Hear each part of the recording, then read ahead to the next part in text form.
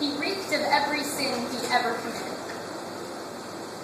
I could taste them on his lips like braille. Knew they were too fresh.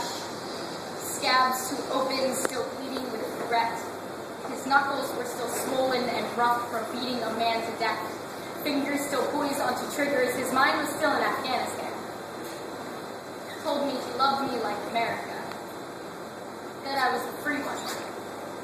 Free from night terrors and memories of rotting flesh, the brave one. To hold him at night when even soldiers fought for their sanity. His skin was paper thin with a smile like oil drums. He was charming. Made every girl fall to their knees with jealousy. Every woman wants to be looked at like Lady Liberty. He thanked God every night for three things. One, that I was his angel, his rock, his sanity too. That he never had to use the pistol beneath his pillow. Three, that I would never leave.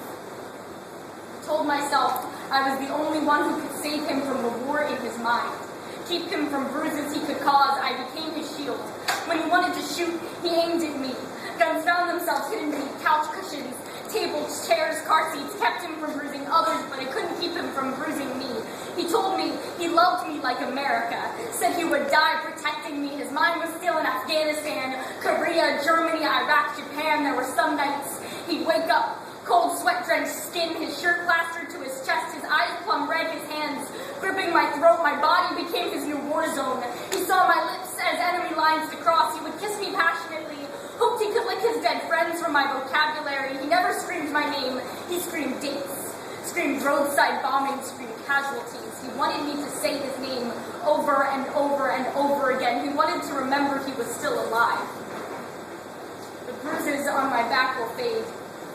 They will wane like the moon until we can read horoscopes from the scars on my flesh. Do you know what it feels like for America to turn her back on her soldiers? Too many mornings spent wondering who the enemy was this time. Too many mornings spent covering bruises. Too many nights getting them. I've had enough of being loved like America, being hurt like America. I've had too many bruises like 9/11 and apologies like Pearl Harbor. Did he ever really love America? Did he spend too many nights tossing and turning in his barracks, never come back?